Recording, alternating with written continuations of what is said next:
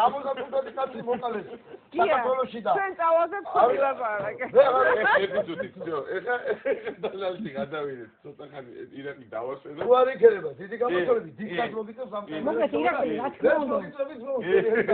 ირაკლი ის რაც შენ თქვი რომ დე იურე რომ დამოუკიდებელია საქართველოს ამის შემცირება ამ ფაქტის არ შეიძლება ეს ძალიან მნიშვნელოვანია მაგრამ ის რომ შენ ამბობ რომ ცხაფილი არ ყოფილიყო ეგრე არ არის ეროვნული მოძრაობა როგორც ფაქტორი აუცილებლად შედიოდა როგორც ერთ-ერთი ფაქტორი სხვადასხვა კომპლექსურ ფაქტორებში საბჭოთა კავშირის დანგრევის მაგრამ იქ იყო სხვა ფაქტორებიც მარტო ეს არ იყო თუმცა ეს ძალიან მნიშვნელოვანი იყო თუმცა ამაზე დავა არ ღირს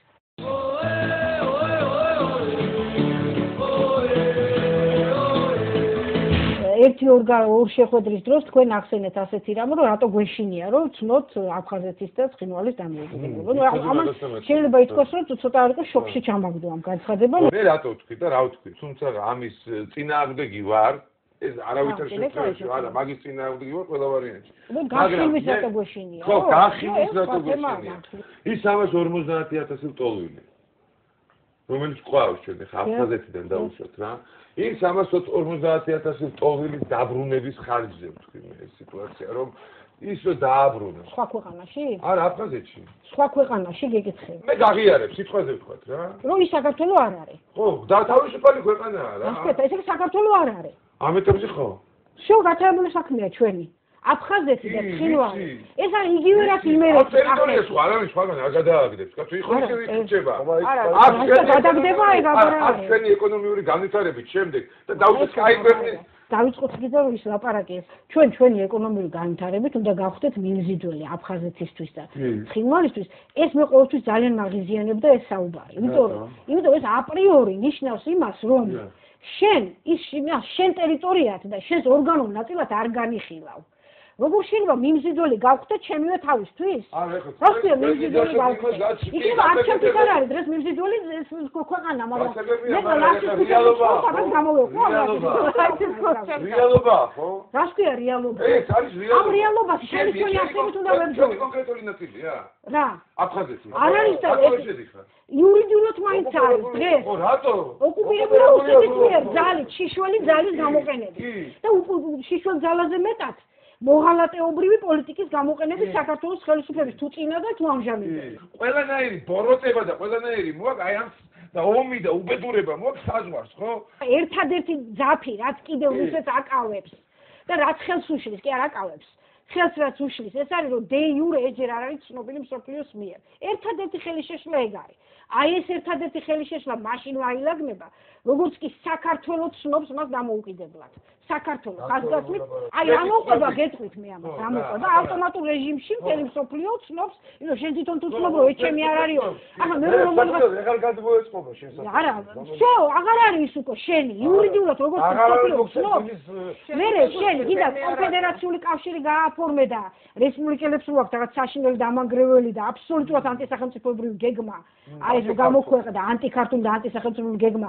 კიდე იმ გეგმის ფარგლებში გააფორმდა, კიდე სხვა გეგმის ფარგლებში და შეიძლება დღევანდელ ფონზე ბევრმა ქართველმა თქვას რომ აი მაინც ვერ ვაკონტროლებდო და ეს მაინც ჯობია ფორმალურად მაინც ცნობენო ერთ სახელმწიფოს შექმნასო ეს იქნება დაღუპვა იმიტომ რომ ეს ერთი სახელმწიფოს შექმნა რომაც მოხდეს მე ამ ცნობის შემდეგ აი დამოუკიდებელი ერთეულების მიერ შექმნა რაღაცა პროვოკაცია მოხდება ვიღაცა გაისურს ვიღაცა მოხდება და ისინი იტყვიან აი ჩვენ ძალიანაც გვინდოდა ქართველებთან ერთად ერთ სახელმწიფოში ყოფნა მაგრამ არ გამოდის რა ვქნათ არ გამოდის ხო ხედავთ რომ არ გამოდის და всё იმას უკვე მე აღარავის ცნობა აღარ ჭირდება რესპუბლიკელები რო ხადაგებენ რომ ისა მათ დამოუკიდებლობის ისა აქ რა ქვია მეხსიერება ეს სიყალბეა არასოდეს აფხაზეთის სამეფო რა თქმა უნდა არსებობდა ისე როგორც იყო სხვა სამთავროები ქართული და არაფრით არ განსხვავდებოდა ეს იმადგან ეს იყო ქართულ ენოვანი ქართულ კულტუროვანი ქართული სამთავრო და მეფე აფხაზთა იყო საქართველოს მეფე იყო მეფე 55% იყო მაშინ შევარდნაძე და ეს აბსოლუტურად ერთი და იგივე იყო აი ეს აბაზგების არავით არის კი შეიძლება იქ ვიღაც არსებობდა და რაღაცა ტომები იყო რომლებიც დღევანდელი აფხაზების ეთნოგენეზში შეიძლება მათი წინაპრების მონაწილეობდნენ მე როგორც ისტორიკოს შეიძლება მაინტერესებდეს როგორც პოლიტიკოს აბსოლუტურად არ მაინტერესებს იმიტომ რომ ამას მნიშვნელობა არ აქვს თავარი ისა რომ იქ ყოველთვის პოლიტიკურად კულტურულად ყოველნაირად ის იყო საქართველო, განუყოფელი ნაწილი საქართველოს. რაც შეეხება ცხინვალის რეგიონს, აქ საერთოდ ოს თავი იდენტიფიცირებული ქონდა არა რომელიმე სხვა ქვეყანასთან თუნდაც ჩრდილო-ოსეთთან, არამედ საქართველოსთან. იმდენად რომ იქ ისეთი შერეული ოჯახები არსებობს. ომის მეორე დღეს პირველ ომს გულისხმობ. როგორც კი ომი დაამთავრდა, თვითონ იქ ერგნეთშიც მყავს მეახლობლები, რომლებიც მიყვებიან. დაამთავრდა თუ არა, მეორე დღესო ერთმანეთის პანაშვიდებზე დადიოდნენ, ქორწილებში დადიოდნენ. ანუ იქ ვერ მოახერხეს აი ამის გაყოფა, რომ ეს სხვა არის და ეს აბსოლუტური ხელოვნური პოლიტიკაა და თუ ეს პოლიტიკას, აი ამ პოლიტიკას ვიღაცა წინა არ აღუდგა ჭკვიანური, მე იმას კი არ ვიცახი, რაც სააკაშვილმა სრული პროვოკაცია გააკეთა იმისათვის, რომ ეს ტერიტორიები საქართველოს საბოლოოდ დაეკარგა ამ მიმართულებით. თუ იქ ჭკვიანური და გონივრული პოლიტიკა გატარდება, ეს პრობლემა თავისთავად აილაგდება, იმიტომ რომ აქ არ არსებობს აი ესეთი პრობლემა, რასაც არის ხალხთა შორის პრობლემა. ეს არ არსებობს, ამას ქმნიან. მაშინ თუ ხელოვნურად ქმნიან ისინი, თამრიკო რო იძახდა აფხაზი მივიდე და ქართულად სპეციალურად არ პასუხობდა, მიუხედავად იმისა, რომ იცოდა. ეგეც ხელოვნურად იყო შენ. იმიტომ რომ ეს არ დაწყება. აი 20 წელი ეს პოლიტიკა ეძებდა თამრიკო. ცხინვალშიც თუ გაგრძელდა ეს პოლიტიკა, აი ესე როგორც ეს დღეს არის, 20 წლის მერე მივიღებთ იგივე მდგომარეობას, რაც იყო 80-იანი წლების. გამოსავალს გეტყვით თუ გამოსავალი არის ერთადერთი ხელისუფლება, გამოხატავდეს ეროვნულ ინტერესებს, სახელმწიფოებრივ ინტერესებს. ესეთი ხელისუფლება. დღეს უკვე ვაღიარებ, რომ აი ამ ომის შემდეგ და იმის მერე რუსეთი 20 წლიანი, ასე რომ ვთქვათ, ჩავარდნის შემდეგ დღეს გარკვეულწილად რევანშის გადასულია რევანში, ასე რომ ვთქვათ. მომენტი დაკარგულია შეგნებულად საქართველოს ხელისუფლების მხრიდან, როცა შეიძლებოდა ტერიტორიული თლიანობა ჯერ არ დაკარგვა, რა თქმა უნდა, ამ ტერიტორიებს და შემდეგ დაბრუნება უპრობლემოდ შეიძლებოდა რაღაც უბრალო სპეცოპერაციით და სისხლისღვრით, თითქმის სისხლისღვრით გარეშე. ოღონდ არა პროვოკაციის გზით, რა თქმა უნდა. მაგრამ დღეს ეს უკვე მართლა რომ მოვიდეს ეროვნული ხელისუფლება, უკვე გაუჭირდება. ძნელია, მაგრამ არა შეუძლებელი, კიდევ არა შეუძლებელი. სოფლიო მასშტაბით არ უნდა მოვასვენოთ, უნდა მუდმივად ხაზი გაუსვათ, რომ იქ არის ოკუპაცია, რომ ეს ჩვენი მიწებია. გარდა ამისა არსებობს სხვა შიგა მეთოდები, რომლის სწორედ ამ ხელისუფლებამ მოსვლა იმითი დაიწყო, თავის მოსვლისთანავე, რომ აფხაზეთის პარტიზანები მოსპო. რაც იყო უდიდესი დანაშაული.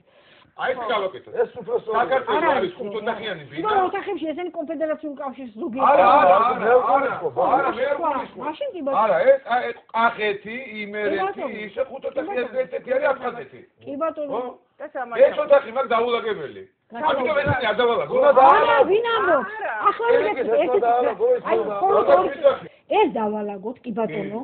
მაგრამ ნუ გვექნება ის ილუზია, რომ ამის დალაგების შედეგად ჩვენ თუ ამგეს რეესტრით გადაუფორმებთ. ხოდა აი ისა დამოკიდებულება თუ არაფერი არ არის. პარტიზანულ მოქმედებებს აქ რო გულისხმობთ, ესენი არ ლაგდება.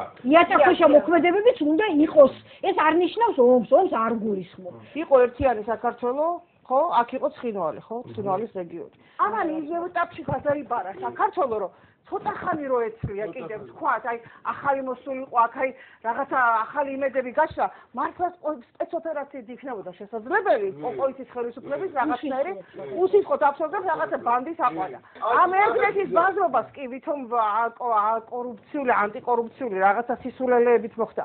პირიქით, კაი, მიეცი ამას სახელმწიფო დანიშნულება და ბიუჯეტიც ახეირე. შემოიღე მექანიზმები ბიუჯეტთან ურთიერთობის, მაგრამ არა ის, რომ ჩამოანგრიო. როკის გურები ჩამოანგრია, არ არჩია ომს რო იწყებდა, ვიდრე აი ეს რო დაანგრია. ეს იმაზე მნიშვნელოვანია, ვიდრე იმ ბიუჯეტში შესული თუნდაც 100.000 ლარი. ამიტომ პოლიტიკოსი რო ხარ, აი ეს უნდა განესაზღვრა, რა იყო უპირატესი დღეს თავისი ქვეყნისთვის, ანუ ჩვენი ქვეყნისთვის. და აი ამისთვის უნდა მოხდარიყო. აი აქ რო შექმნა ეს თანაკოევის რაღაცა ბანდა, აბსოლუტურად არაკონსტიტუციური, რაღაცა იურიდიულად გაუგებარი წარმონაქმნი, რომელმაც არამც თუ ეს დაახლოებისკენ მისცა ბიძგი, არამედ პირიქით არ განხეთქილება ესენი გამძაფრდა რუსეთს